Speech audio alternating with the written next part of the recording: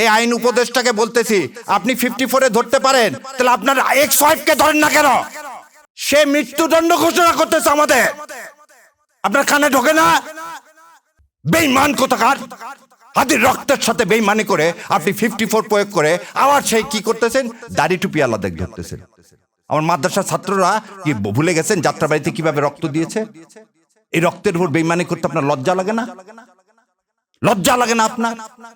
Bangla addition Ilias কি পরিচালনা করে, সেজন্য বাংলা এডিশন বন্ধ করবেন? তাহলে এবারে বলেন আপনি, যে চ্যানেল 24-এর মালিক এই হামিম গ্রুপের, সে বলল প্রথমত হাসিনাকে চায়, দ্বিতীয়ত হাসিনাকে চায়, শেষ পর্যন্ত হাসিনাকে চায়, তখন কানের মধ্যে জানিয়ে কথাগুলো বাটপার গুলো জাতির সাথে বেঈমানি করেন। মজা দেখতে আসছেন না? আর কত রক্ত চান? লজ্জা লাগে না নিজের সন্তানদের এইভাবে বিলীন করে দিতে, দেশের সার্বভৌমত্ব বিলীন করে দিতে? যার শত্রু ভারত তার আর কোনো শত্রুর দরকার নাই, যার শত্রু ভারত তার আর শত্রুর দরকার নাই, আর যার বন্ধু ভারত তার আর মৃত্যুর বেশি দিন নাই। তাই আমি জানি না আমার বিএনপির ভাইরা এই আনন্দবাজার পত্রিকার তারা বিবৃতি দিয়ে জানাবেন, যদি বিবৃতি দিয়ে না জানান আপনাদের মাধ্যমে জাতির কাছে বলে যাচ্ছি, বিএনপির তার মৃত্যু সন্নিকট, যদি ওই তথ্য সত্য হয়। আপনি ভারতের কাছে দস্তখত দিয়ে যদি এদেশে আসেন, তাহলে আপনার মৃত্যুর সন্নিকটে। আপনার বাবা রক্তের সাথে তাহলে আপনি বেইমানি করতেছেন, আপনার মায়ের রক্তের সাথে আপনি বেইমানি করতেছেন। আপনার বাবা তালপট্টি দ্বীপ দেয়নি বলে শেখ হাসিনাকে এখানে ঢুকানোর 17 দিনের মাথায় আপনার বাবাকে হত্যা করা হয়েছে। আপনার বাবা পানি চুক্তির আন্ডারে ফারাক্কাকে বলছিল উড়িয়ে দিবে, আপনার মা এই পানির দাবিতে ইউএন পর্যন্ত গেছিল, সেজন্য আপনার মাকে কিন্তু ক্ষমতা থেকে কিভাবে চলে গেছে। আর আমার ধারণা আপনার মাজার ব্যথা এখনো যায়নি। যদি মাজার ব্যথা এখন অনুভব করে থাকেন, বিশ্বাস করেন না ইন্ডিয়াকে, বিশ্বাস করছেন তো মরছেন। আর এই দেশের মানুষ ভারতে আধিপত্যবাদ জীবনেও মেনে নিবে না। তো দয়া করে আল্লাহর ওয়াস্তে এদেশে মানুষের সাথে কেউ বেইমানি করেন না, এতগুলো সন্তানের সাথে বেইমানি করেন না। আর ডেইলি স্টাররা যখন আপনার প্রশংসা করবে তখন বুঝবেন আপনি ভুল পথে আছেন। আপনার সন্তানের যেদিন জানাজা বা দাফন হবে সেদিন আপনি সাংস্কৃতিক অনুষ্ঠান উপভোগ করতে পারেন? একজন সাংবাদিক তিনি চ্যানেল 24-এ বললেন কি, আমি সাংস্কৃতিক অনুষ্ঠান উপভোগ করছিলাম, যখন শুনলাম এই চ্যানেল প্রথম আলো এবং ডেইলি স্টারে আগুন দেওয়া হয়েছে, আমার গা শিহরিত হয়ে উঠল। আমি তাদেরকে বলতে চাই, আপনার সন্তানের চেয়ে ওই বিল্ডিং এর মূল্য আপনার কাছে বেশি। এই ভারতীয় আধিপত্যবাদ বন্ধ করেন, এই নাটক বন্ধ করেন। আপনি 2.5 ঘন্টা পরে এসে কিভাবে দাউ দাউ করে একটা বিল্ডিং জ্বলতেছে 4 তলা পর্যন্ত, তার মধ্যে ঢোকেন কিভাবে? তাহলে আপনি জানেন কারা আগুন দিয়েছে?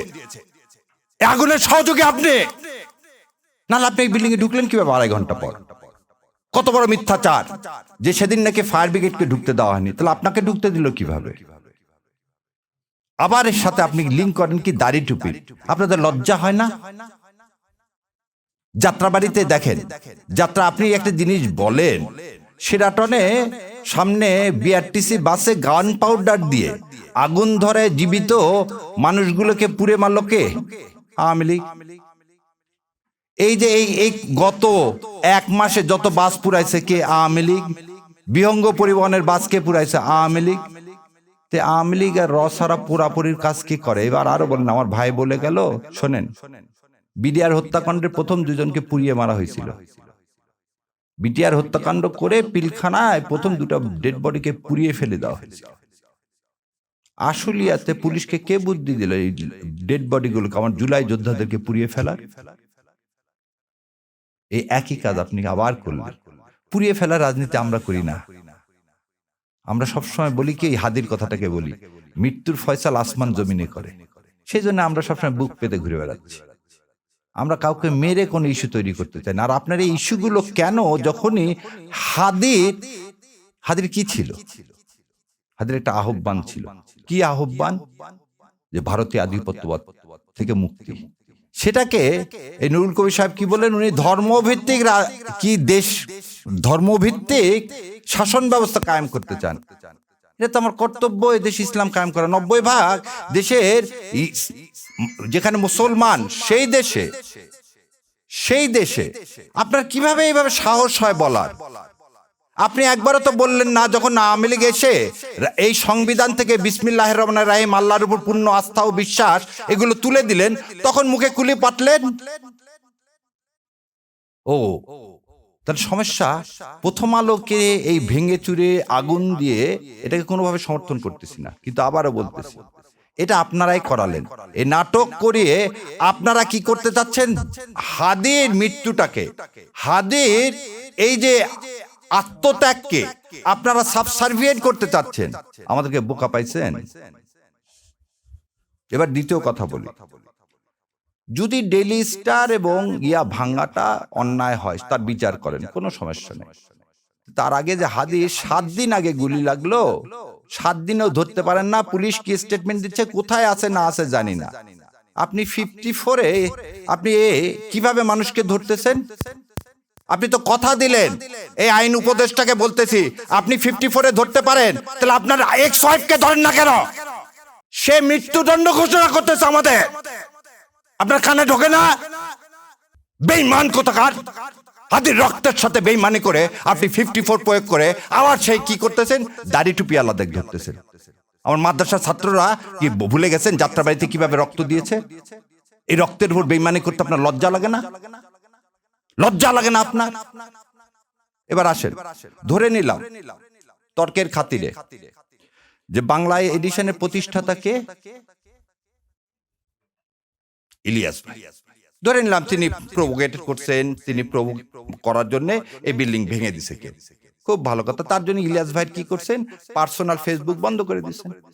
ইলিয়াস ভাইয়ের বিরুদ্ধে আপনি দেন, বাংলা এডিশন ইলিয়াস কি পরিচালনা করে, সেজন্য বাংলা এডিশন বন্ধ করবেন? তাহলে এবারে বলেন আপনি, যে চ্যানেল 24-এর মালিক এই হামিম গ্রুপের, সে বলল প্রথমত হাসিনাকে চায়, দ্বিতীয়ত হাসিনাকে চায়, শেষ পর্যন্ত হাসিনাকে চায়। তখন কানের মধ্যে জানিয়ে কথাগুলো বাটপার গুলো জাতির সাথে বেঈমানি করেন। মজা দেখতে আসছেন না? আর কত রক্ত চান? লজ্জা লাগে না নিজের সন্তানদের এইভাবে বিলীন করে দিতে, দেশের সার্বভৌমত্ব বিলীন করে দিতে? তাহলে যখন যমুনা টিভিতে আমি প্রতিবাদ করলাম তখন খুব গায়ে লেগে গেল না? ফসকে লেগে গেল না? যমুনা টিভির মালিককে এখন এত কিছু করতে পারেন 54-এ, জাতীয় পার্টিকে নিষিদ্ধ করতে পারেন না? যে জাতীয় পার্টি গত 3 বার এই আওয়ামী লীগ এই ভারতীয় আধিপত্যবাদকে সমর্থন করছেন, কিভাবে দেখেন? তার চেয়ারম্যান ইন্ডিয়া থেকে এসে বলে কি ইন্ডিয়ার অনুমতি ছাড়া আমি কিছু বলতে পারবো না। ভুলে গেছেন আপনারা? এই হচ্ছে স্বাধীন নাগরিক, এই হচ্ছে স্বাধীন দেশ। আজকে বাংলাদেশের হাই কমিশন শিলিগুড়িতে আক্রান্ত, কলকাতায় আক্রান্ত, দিল্লিতে আক্রান্ত, বোম্বেতে আক্রান্ত। কোথায় আপনারা সাংবাদিকরা তো এই আক্রান্তর বিরুদ্ধে সম্মেলন ডাকতেছেন না? আজ আমার দেশ, আমার সার্বভৌমত্ব আক্রান্ত কার দ্বারা? ইন্ডিয়ার দ্বারা। আরো কত মিথ্যাচার। একটা শোনেন, জ্ঞান পাপী কাকে বলা হয়? যে জেনে শুনে মিথ্যা কথা বলে, যে জেনে শুনে মিথ্যা কথা বলে। মাহফুজ ইনাম সাহেব বললেন 53 বছরে কোনো প্রতিষ্ঠানে আগুন দেওয়া হয়নি।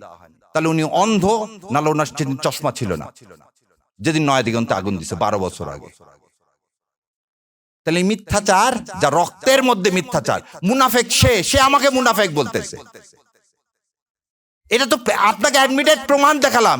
হঠাৎ করে আপনাদের এত মাথার ব্যথা হলো কেন? জামাত ইসলাম ক্ষমতা আসবে কি আসবে না, ক্ষমতা যাওয়ার মালিক হচ্ছে আল্লাহ। তা আপনারা ক্ষমতা বলতেছেন, বিএনপি চলে আসছে।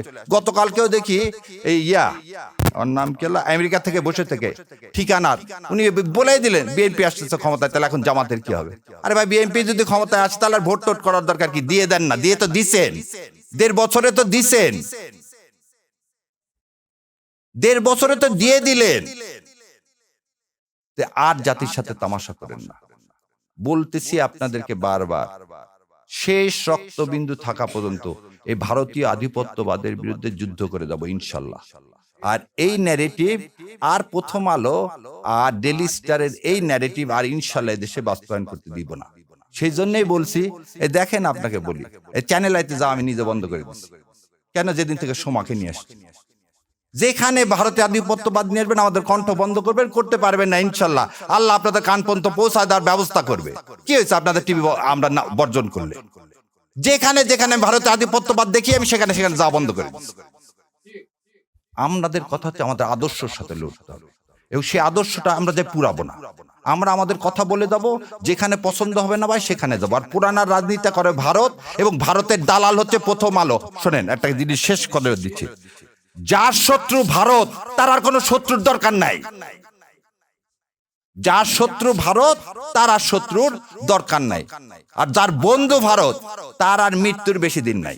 তাই আমি জানি না আমার বিএনপির ভাইরা এই আনন্দবাজার পত্রিকার তারা বিবৃতি দিয়ে জানাবেন। যদি বিবৃতি দিয়ে না জানান, আপনাদের মাধ্যমে জাতির কাছে বলে যাচ্ছি, বিএনপির তার মৃত্যু সন্নিকট। যদি ওই তথ্য সত্য হয়, আপনি ভারতের কাছে দস্তখত দিয়ে যদি এদেশে আসেন, তাহলে আপনার মৃত্যুর সন্নিকটে। আপনার বাবা রক্তের সাথে তাহলে আপনি বেইমানি করতেছেন, আপনার মায়ের রক্তের সাথে আপনি বেইমানি করতেছেন। আপনার বাবা তালপট্টি দ্বীপ দেয়নি বলে শেখ হাসিনাকে এখানে ঢুকানোর 17 দিনের মাথায় আপনার বাবাকে হত্যা করা হয়েছে। আপনার বাবা পানি চুক্তির আন্ডারে ফারাক্কাকে বলছিল উড়িয়ে দিবে। আপনার মা এই পানির দাবিতে ইউএন পর্যন্ত গেছিল, সেজন্য আপনার মাকে কিন্তু ক্ষমতা থেকে কিভাবে চলে গেছে। আর আমার ধারণা আপনার মাজার ব্যথা এখনো যায়নি। যদি মাজার ব্যথা এখন অনুভব করে থাকেন, বিশ্বাস করেন না ইন্ডিয়াকে, বিশ্বাস করছেন তো মরছেন। আর এই দেশের মানুষ ভারতে আধিপত্যবাদ জীবনেও মেনে নিবে না। তো দয়া করে আল্লাহর ওয়াস্তে এদেশে মানুষের সাথে কেউ বেইমানি করেন না, এতগুলো সন্তানের সাথে বেইমানি করেন না। আর ডেইলি স্টাররা যখন আপনার প্রশংসা করবে তখন বুঝবেন আপনি ভুল পথে আছেন। ইন্ডিয়া এবং ডেইলি স্টার যখন আপনার প্রশংসা করবেন তখন বুঝবেন আপনি ভুল পথে আছেন। সেজন্য বিএনপির ভাইদেরকে আমি বলে দিচ্ছি, আপনারা ভুল পথে আছেন। কারণ আপনারা ওখানে ডেইলি স্টার এবং প্রথম আলো খুব বলছে আপনারা ক্ষমতা আসতেছে, শত্রুকে চেনেন। আর আমার বেশি কথা মানায় না। আমার শ্রদ্ধেয় শিক্ষক এখানে উপস্থিত আছেন, তো আপনারা আমাদের জন্য দোয়া করবেন। আর অন্তরের অন্তঃস্থল থেকে সাংবাদিক ভাই, আপনাদেরও দায়িত্ব আছে, দয়া করে এই মিথ্যাগুলোকে আপনারাও বলেন যে একটা লোক একটা বিল্ডিং আগুন লাগলো, সে ঢুকলো কিভাবে, বেরোলো কিভাবে, আর সে কিভাবে বলে যে সাংবাদিক পুড়িয়ে মেরে ফেলে দেওয়ার ষড়যন্ত্র হয়েছে। কোন জায়গায় আগুন লাগলে কি হবে? কাউকে তো ঢুকতে দেওয়া হবে না, ভিতরে যারা আছে তাদেরকে বের করে আনা হবে। উনি কি ডাক্তার? উনি কি ফার্স্ট এইডার? না উনি ফায়ার ব্রিগেডে জয়েন করছে। সো এর থেকেই বোঝা যায় এটা কত পরিকল্পিত, কত সুপরিকল্পিত। এর জন্য ধিক্কার জানাই। আর সর্বশেষে বাংলা এডিশন যদি বন্ধ করেন, আর যদি আপনি চ্যানেল 24, চ্যানেল আই, এই যমুনা, এগুলোর লাইসেন্স যদি বন্ধ না করেন, প্রথম আলো আর ডেইলি স্টারের যদি আপনি লাইসেন্স বন্ধ না করেন, তাহলে দয়া করে এই ভণ্ডামো বাদ দেন। গদিতে যেমন আমরা বসাতে জানি, ধাক্কা দিয়ে ফেলাতেও জানি। তো ইনশাল্লাহ আল্লাহ আমাদের সে তৌফিক দেখ সৎ কথা বলার এবং সৎ পথে চলার। আমিন। আসসালামু আলাইকুম রহমতুল্লাহ বরকাতুহ।